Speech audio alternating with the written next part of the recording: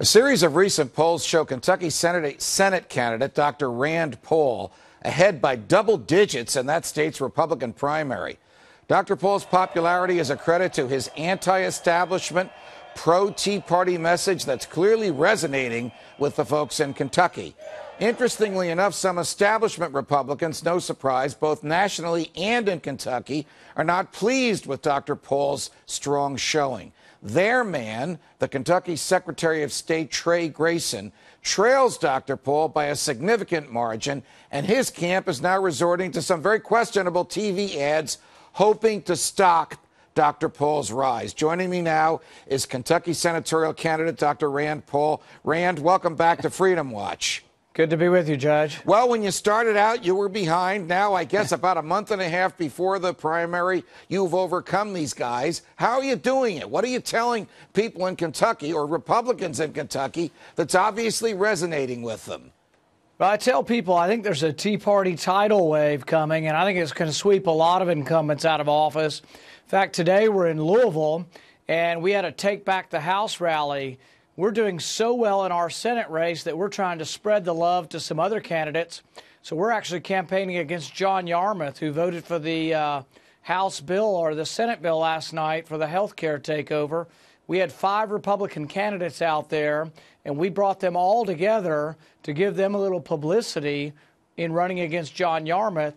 And I think that's why when some of these national Republicans say they may not want me, a lot of people do want me to win because they see that I'm helping the party to grow. Absolutely. So, I got to admit to you that I was crushed by the vote last night, and I was holding out hope, particularly amongst the pro-life Democrats in the House, or those who called themselves pro-life, that Pelosi and company would not have enough votes to pass, but it did pass. You're a physician.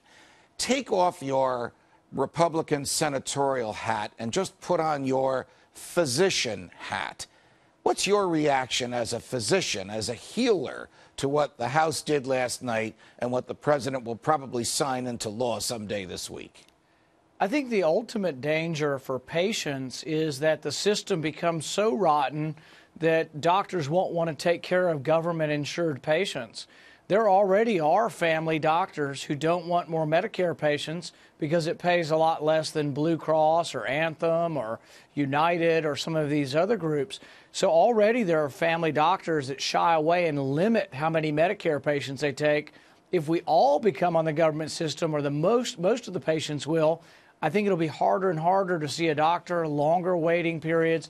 But ultimately, how does something cost $1 trillion and not add anything to the debt? Right. I don't think anybody believes that. No, I don't think anybody believes it either. I mean, how would your medical practice, and I don't think you'll be practicing medicine because I think you're going to be in the Senate from Kentucky, but how would your medical practice even react if you had to get the permission of some anonymous committee or some faceless bureaucrat as to what procedures you could perform for a particular patient? Let's say I were your patient and I had a problem with one of my eyes, and you told me, here's the 3 procedures available to you. We'll talk about all 3. But the feds will only let us do one of those. And by the way, Judge, as you know, because you read the law, this is not appealable. We're stuck with what the feds told us. That's not practicing medicine. That's making you an agent of the state. Well, the people who brag about the current system and brag about Medicare have never dealt with Medicare. For example, if your eyelids are drooping and covering your vision and we want to fix it or you want to have it fixed, they won't pre-approve it. So the government won't tell you whether they'll approve it or not. After the fact, if we try to ask them, are they going to pay or not pay the doctor for the surgery, we wait an hour routinely to get a phone call, and sometimes we get 3 different answer rates. Consumer groups have tested the accuracy of the Medicare people responding. They're wrong 85% of the time. Wow. And this is the current system. But also, people need to understand that under current Medicare, we're short of money. There's a 10% reduction in doctor fees that is automatic every year because there's not enough money. How is it going to be when we add 30 million new people onto the government system? There's no way it's not going to be even more short of money. We're chatting with Dr. Rand Paul, who is a candidate for the Republican nomination for the United States Senate in Kentucky and who is leading his nearest opponent in that race by double digits. What else is resonating with Republican voters in Kentucky? Do they see the federal government as a runaway freight train with the word socialism written across the front of it?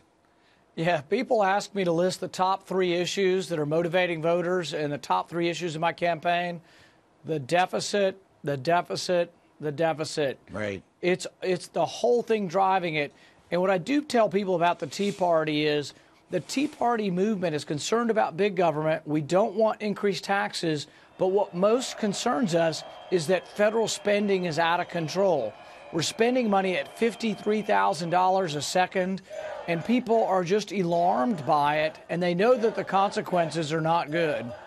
Now, Dr. Pohl, one of the most successful money bombs in history, in fact, I think the most successful money bomb in history, was the contributions that your dad got on November 5th, a couple of years ago. Are you doing one of these money bombs at some point this week? And if so, tell us about it.